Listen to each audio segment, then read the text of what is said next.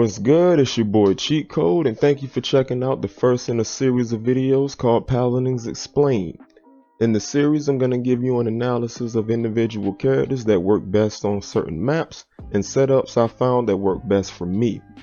However, in today's video, I'm going to offer some information that some of my personal friends have requested, such as what settings to use, the most effective characters, how the battle pass works, and more. Now, this will be more geared towards beginning players to intermediate players, but stick around, you might learn something too if you're an advanced player. Also, this video will be for console players since every other video for Paladins is for PC. First, I like to get the boring shit out of the way, and that's the settings and customization option. Now, if you press start, you should see your settings option. Now, I'm not going to go through all of these for the sake of time, but I will explain settings that aren't exactly common knowledge.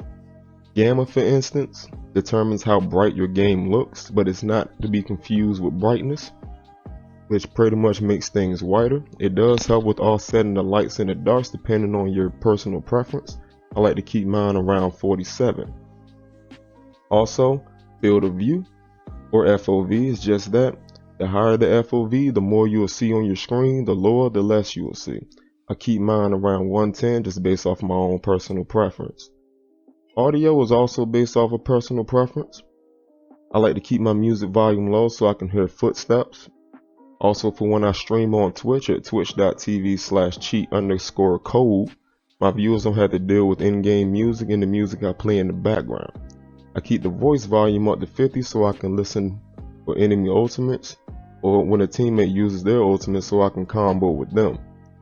Under the gameplay tab, the main settings I recommend is setting your scoreboard type to advanced, especially for console players, since it allows you to hover over the abilities of yours and the enemy teams, so you'll know exactly what to use. Also, if you play on Xbox, your auto purchase item setting should be set to disabled every single time you log in. If you don't, the game will automatically pick item cards for you.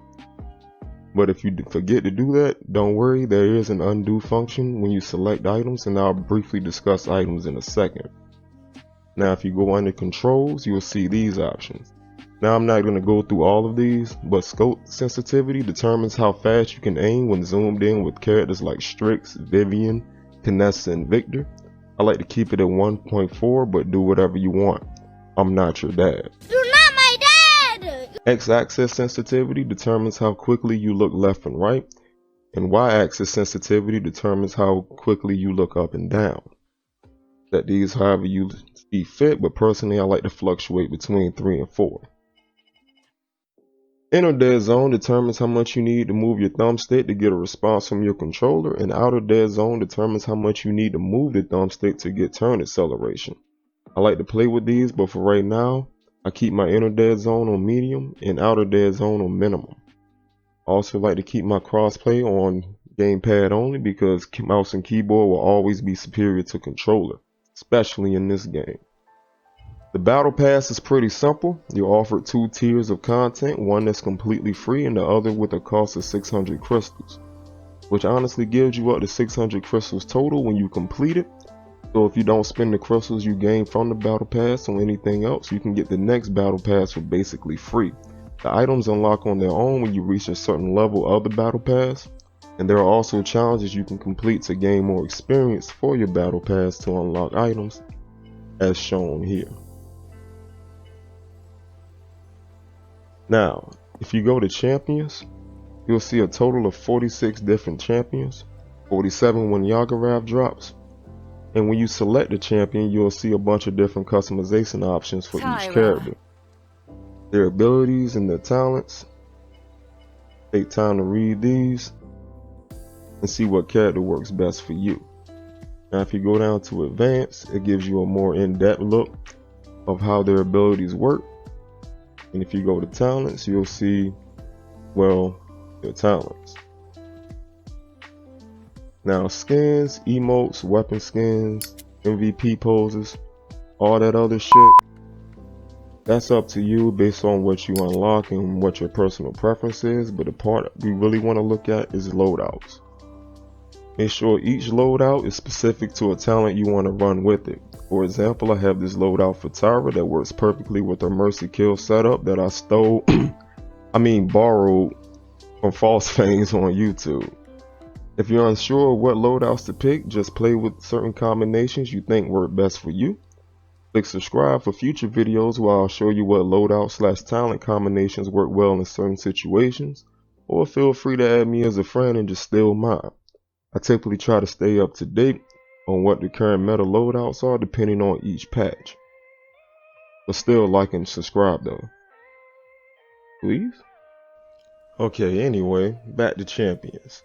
In order to be truly successful in this game, you should make yourself familiar with at least 4 characters from each role. Damage, I personally suggest learning Victor, Tyra, Vivian, and Leon, considering they have the easiest moveset to learn. Also Tiberius, cause he's fucking dope.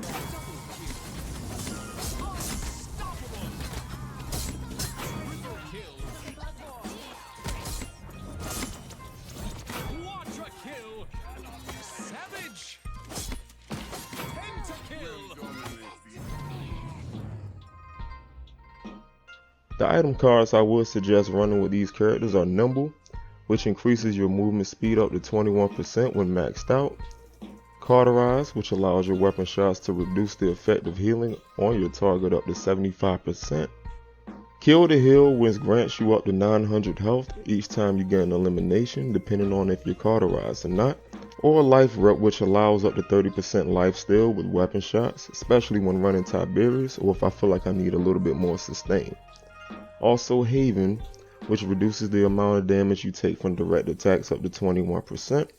If you're finding yourself taking more blast damage, then consider getting blast shields instead, depending on whether or not the other team has crowd control. If that's the case, I substitute Haven with Resilience. Resilience reduces the duration and effectiveness of crowd control and slows up to 60%. Crowd controls being cripples, stuns, things that basically affect your movement. Or if they have an invisible character such as Sky or Strix, I substitute Haven for Illuminate, which allows you to see nearby stealth targets for up to 45 units if they're a problem. Alright, let's talk about flanks. Flanks being like bishops or knights, considering they can move unpredictably, or be in position to assist the damage in cleaning up kills, or harassing the backline, and being a complete nuisance. While it is a slightly more difficult role than damage, I would recommend learning Sky, Kode, Zen, Talus, or Maeve, considering they're the most annoying flanks to deal with. I like to run the same item card setup for flank as I do damage, but sometimes I like to replace Haven with Chronos, especially with characters like Zen or Maeve. Chronos reduces the cooldown of your abilities up to 30%, and that extra few seconds could be clutch in a perilous situation. Also, same concept as damage. If you find yourself getting CC'd a lot, definitely get Resilience, because as a flank, you need to be able to quickly escape.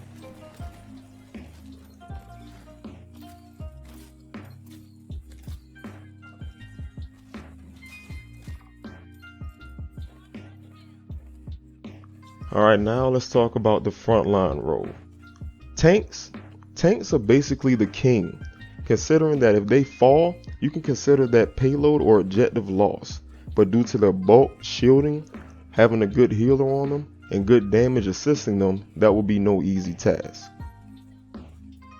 Now here's where it gets tricky, because there are 2 types of front lines in this game, and that's a point tank, where it's their job to secure the payload and push it, while providing pressure on the enemy team and holding out choke points. The best point tanks to learn right now are Barrack, Anara, Terminus, and Ash. When running point tank, I like to get Cauterize, Rejuvenate, which allows up to 15% more healing from other players, Chronos, and Haven. Once again, if you find yourself getting CC'd a lot, then I would definitely go with Resilience instead of Haven. Except for in Terminus's case, I run Nimble instead of Chronos, just to whack people better. There's also support or secondary tanks that can either assist the point tank with providing extra DPS or damage per second, and be an absolute menace to the other team, or add extra support with healing or shielding capabilities.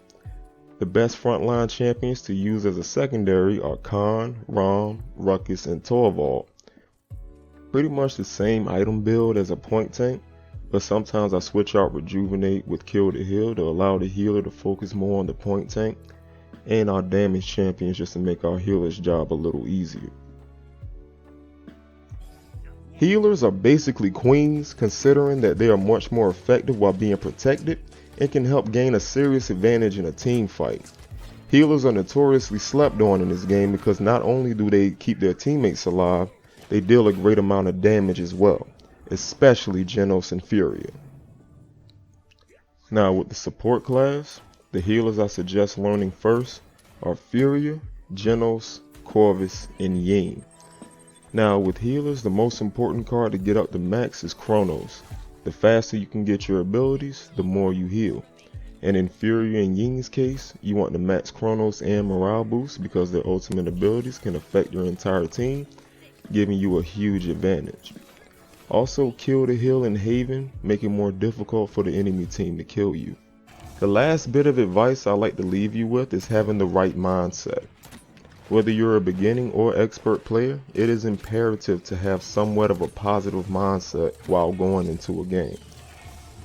Don't be that person who decides to throw games because you didn't get the character you want, or because you wanted to play a certain character or you wanted somebody to pick a certain character, or throw it all.